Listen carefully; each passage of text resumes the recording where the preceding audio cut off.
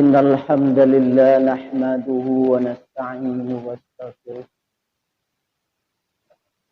ونعوذ بالله من شرور أنفسنا ومن سيئات أعمالنا من يهد الله فلا مضل له ومن يضلل فلا هادي له أشهد أن لا إله إلا الله وحده لا شريك له وأشهد أن محمدا عبده ورسوله اللهم صل على محمد وعلى آل محمد أوصيكم وإياي بتقوى الله فقد فاز المتقون يا أيها الذين آمنوا اتقوا الله حق تقاته ولا تموتن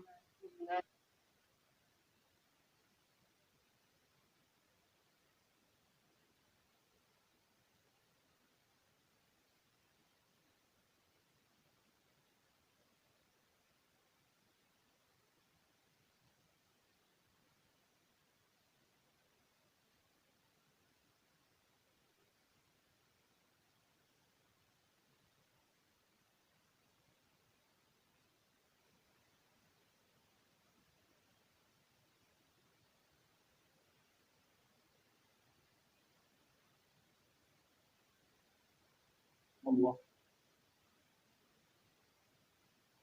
Alhamdulillah, bersyukur kita kepada Allah Subhanahu wa taala karena siang hari ini alhamdulillah dengan rahmat berupa hidayah yang masih diberikan Allah kepada hati kita semua. Alhamdulillah dengan rahmat tersebut kita masih mampu melangkahkan kaki dan mengayunkan tangan kita menuju rumah Allah ini. Dengan satu harapan, mudah-mudahan kita yang hadir ini kita kategorikan oleh Allah sebagai hamba yang pandai bersyukur. Seiring dengan itu salawat dan salam tidak lupa pula kita sampaikan untuk Nabi kita Muhammad sallallahu alaihi wasallam dengan ucapan Allahumma shalli ala Muhammad wa ala ali Muhammad. Dan kita juga berharap mudah-mudahan diri kita beserta keluarga kita termasuk salah satu umat Rasulullah sallallahu alaihi wasallam yang mendapatkan syafaat beliau pada hari kiamat kelak. Oleh karena itu jangan pernah berhenti, teruslah mempelajari sunnah-sunnah Nabi.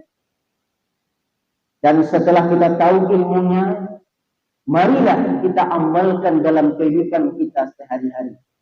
Insya Allah dengan cara demikian kita akan mendapatkan syafaat dari Nabi kita Muhammad sallallahu alaihi wasallam. Kemudian daripada itu kaum muslimin rahimah, kita hanyalah manusia biasa. Tentu ketakwaan kita kadang-kadang meningkat, kadang-kadang malah menurun. Maka di saat kita merasakan ketakwaan kita menurun, khatib berwasiat kepada diri khatib sendiri, marilah kita kembali segera untuk meningkatkannya. Kenapa demikian Bapak-bapak, saudara-saudaraku? Karena sebagaimana yang kita ketahui bersama, mau tidak mau, suka atau tidak suka, sekarang atau besok, dunia ini pasti akan kita tinggalkan. Oleh karena itu selagi Allah masih memberikan kesempatan kepada kita, marilah kita gunakan kesempatan ini dengan sebaik-baik. Kaum muslimin, bapak-bapak dan saudara-saudaraku yang dicintai karena Allah Subhanahu wa taala. Adapun landasan khutbah kita kali ini adalah surat Yunus ayat 9. Berdasarkan surat Yunus ayat 9 tersebut, judul khutbah kita kali ini adalah urgensi iman dan amal soleh. Allah Subhanahu wa taala berfirman, "Innal ladzina amanu", sesungguhnya orang-orang yang beriman, orang yang yakin dengan Allah, yang yakin dengan alam kubur, yang yakin dengan alam akhirat, yakin dengan Al-Quran, yakin kepada Nabi, lalu keyakinannya itu dibuktikan wa amilus shalihat dalam bentuk amal saleh. Yahdihim rabbuhum bi imanihim, maka mereka akan diberikan petunjuk oleh Tuhan mereka karena keimanan. Kaum muslimin rahimakumullah. Berdasarkan keterangan ayat tersebut, dapatlah kesimpulan bagi kita bahwa ternyata iman dan amal soleh itu memang sangat penting bagi kehidupan manusia. Kenapa sangat penting? Dijawab oleh Allah dalam ayat tersebut. Salah satunya adalah dalam rangka mendapatkan petunjuk Allah Subhanahu wa taala. Sekarang pertanyaannya adalah, sudah sekian lama kita beriman kepada Allah, sudah sekian lama pula kita beramal, dan sudah sekian banyak pula amal yang kita lakukan dalam kehidupan kita sehari-hari. Sudah yakinkah rasanya iman dan amal yang kita lakukan tersebut mendatangkan petunjuk Allah terhadap diri kita 100%?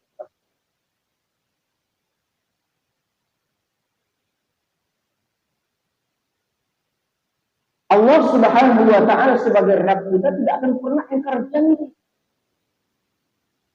Artinya di sini kalau keimanan kita benar, kalau amal kita benar, maka petunjuk Allah itu akan senantiasa berada dalam diri kita. Namun di saat keimanan itu tidak lagi sesuai yang diharapkan oleh Allah, yang dicontoh, yang diajarkan oleh Nabi kita Muhammad SAW, justru sebaliknya yang akan kita dapatkan.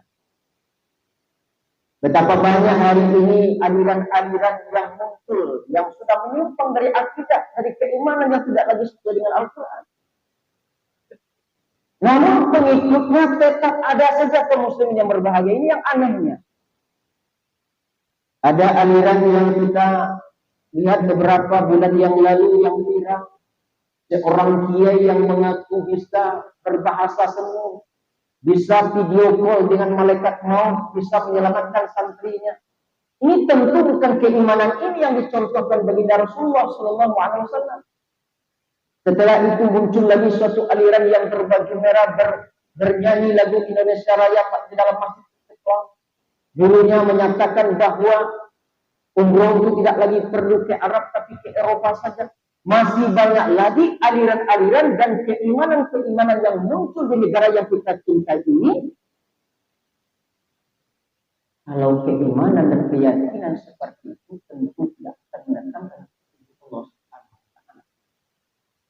Muslim yang dimuliakan Allah Subhanahu wa taala. Mari kita kembangkan lebih luas lagi dan kita periksa dan kita buktikan dalam sejarah nanti kaum muslimin. Bagaimana caranya Allah memberikan hidayah dan petunjuk kepada seseorang tersebut.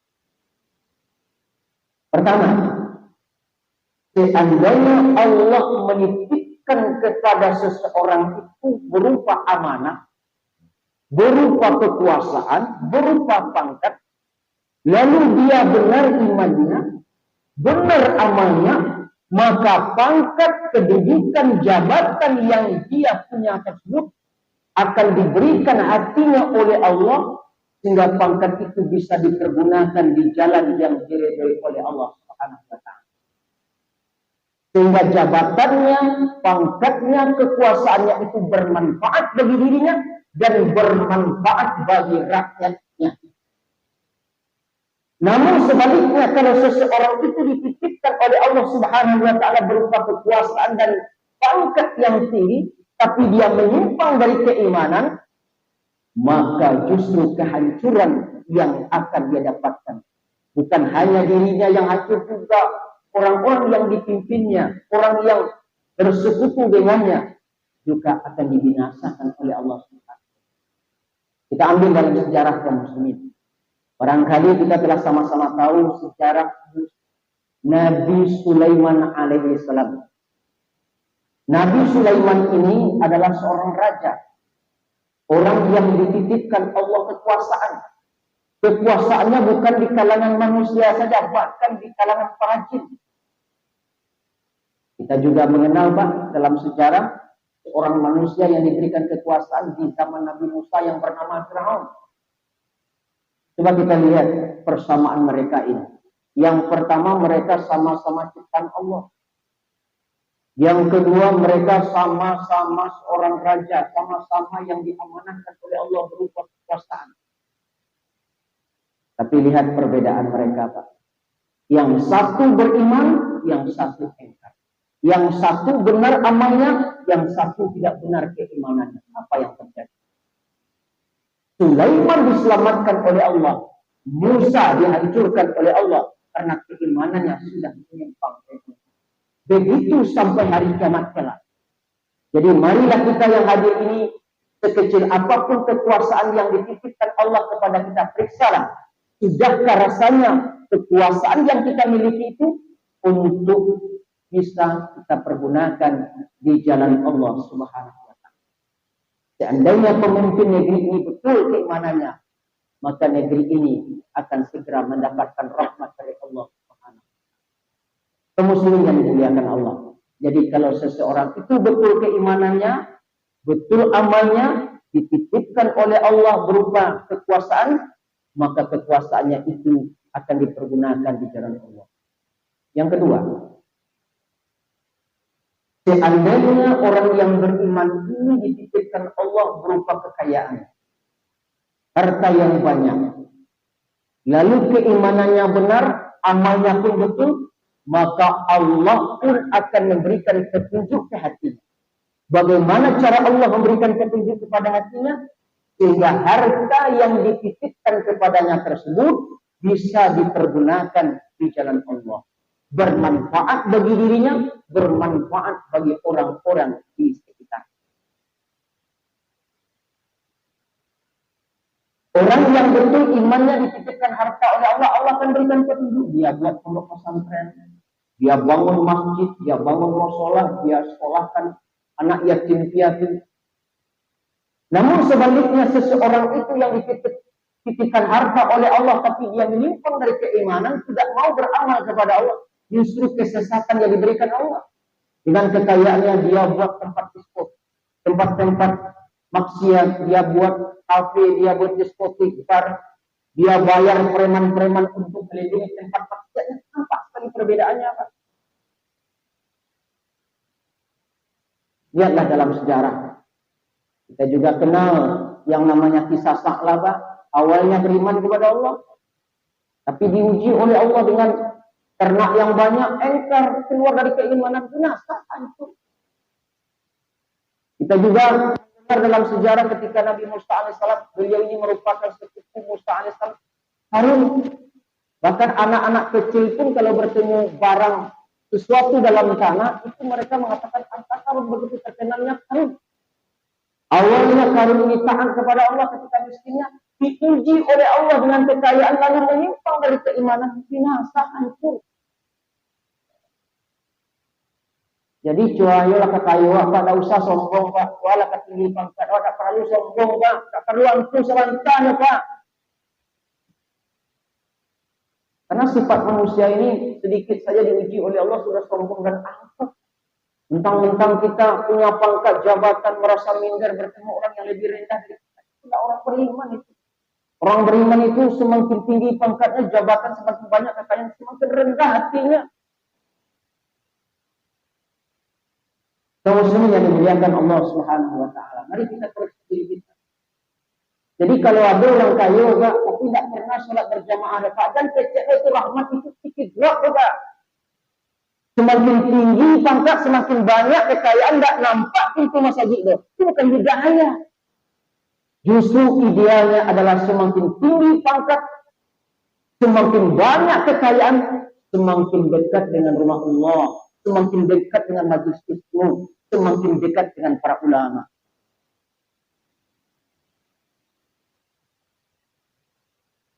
Kaum muslimin yang dimuliakan Allah Subhanahu wa Ta'ala. Lalu kita ambil yang ketiga contohnya.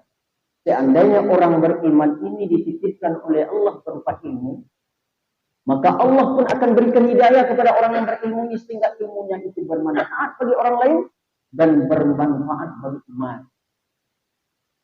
Banyak juga kaum muslimin kasus-kasus hari ini atas nama modus agama. Memuliakan ulama itu penting. Tapi kalau sujud pula kepada ulama, cium kaki, cium segala macam berlebihan terhadap Allah, itu tidak ajaran Rasulullah. Dan bagi mereka yang sudah banyak pengikutnya, bangga pula dengan amal yang dimiliki, dengan ilmu yang dimiliki. Sehingga disinilah munculnya aliran-aliran sesat. Maka kalau seseorang itu betul imannya, lalu amalnya itu, ilmunya itu diamalkan sesuai dengan sunnah Nabi, akan mendatangkan hidayah dan petunjuk Allah. Namun sebaliknya, kalau seseorang itu semakin tinggi ilmunya, semakin banyak ilmunya, justru semakin membuat dia takabur dan angkuh dengan sesama manusia, itu kesesatan yang akan didapat. Jadi oleh karena itu kaum muslimin, memang iman dan amal soleh itu sangat penting dalam kehidupan kita sehari-hari, akan mendatangkan petunjuk dari Allah. Ini beberapa contoh yang perlu kami sampaikan. Begitu seterusnya. Kalau contoh yang lain kaum muslimin, mudah saja Pak, misalkan orang yang beriman, orang yang beramal dan tidak beramal itu beda sekali dapat petunjuk. Misalkan Bapak sedang bekerja, terdengar suara azan hayya 'alas shalah. Orang yang benar imannya akan diberi petunjuk oleh Allah, datang dia ke masjid sholat berjamaah. Bagi mereka yang tidak beriman, tidak yakin dengan panggilan tersebut, mereka cuek saja. Sholat sih sholat, tapi selalu lalai. Apalagi yang tidak sholat. Orang ke masjid, dia pergi mancing ikan. Sampai seperti itu terus. Sampai itu pula petunjuk akan pernah datang kepadanya. Jadi oleh karena itu, bapak-bapak kami bersyukurlah kepada Allah supaya bisa hari ini sholat Jumat merupakan hidayah oleh Allah. Maka perbanyaklah membaca Rabbana la tuzigh qulubana ba'da idh hadaitana wa hab lana min ladunka rahmatan innaka antal wahhab. Atau juga doa yang disampaikan oleh hadis Nabi, Allahumma a'inni ala zikrika wa syukrika wa husni ibadatika. Ya Allah, bantulah aku agar aku mengingat Engkau, jangan lupa sampai lupa dengan Engkau ya Allah. Kekayaan itu merupakan milik Engkau, pangkat itu milik Engkau, apapun yang Kau titipkan ini milik Engkau, jangan sampai lupa kita. Kalau lupa, itulah terjadi kesombongan tadi. Wa syukrika, agar aku bisa bersyukur kepada Engkau, wa husni ibadatika, agar aku bisa beribadah kepada Engkau. Karena tidak ada yang bisa menjamin kita setelah ini, Pak. Maka mari kita bersungguh-sungguh untuk menjaga keimanan yang telah diberikan Allah kepada kita. Apabila kita jaga iman ini baik-baik, lalu keimanan itu tidak kita pisahkan dengan amal soleh, maka selama itu pula Allah akan senantiasa memberikan petunjuk kepada kita. Kita ambil pula sedikit satu contoh di bidang akhlak. Orang yang beriman itu marah, orang yang tidak beriman itu marah. Bagaimana cara Allah memberikan petunjuk kepada orang yang beriman di saat marah? Dia mampu mengendalikan amarahnya.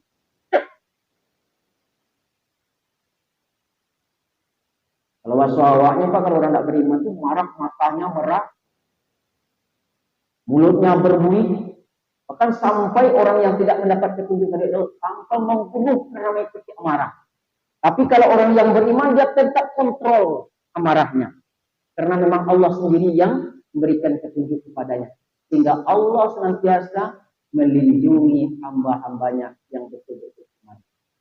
Oleh karena itu, marilah kita terus berusaha agar keimanan kita ini betul-betul mendatangkan petunjuk dari Allah. Kaum muslimin, para jamaah yang berbahagia, itulah salah satu urgensi iman dan amal soleh, yaitu mendatangkan petunjuk Allah dalam kehidupan kita sehari-hari.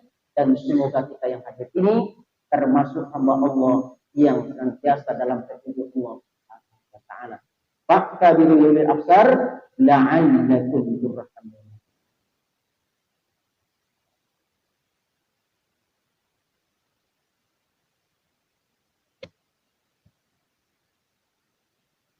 Alhamdulillahi rabbil alamin. والصلاة والسلام على أشرف الأنبياء والمرسلين وعلى آله وأصحابه أجمعين. أشهد أن لا إله إلا الله وحده لا شريك له، وأشهد أن محمدا عبده ورسوله لا نبي بعده، أما بعد. أوصيكم وإياي بتقوى الله فقد فاز المتقون. يا أيها الذين آمنوا اتقوا الله حق تقاته ولا تموتن إلا وأنتم مسلمون. قال الله تعالى في كتاب الكريم: نعوذ بالله من الشيطان الرجيم، بسم الله الرحمن الرحيم. إن الذين آمنوا وعملوا الصالحات يهديهم ربهم بإيمانهم. Sadaqallahul azim. Innallaha wa malaikatahu yusholluna 'alan nabi. Ya ayyuhalladzina amanu shallu 'alaihi sallimu taslima. Allahumma shalli 'ala Muhammad wa 'ala ali Muhammad.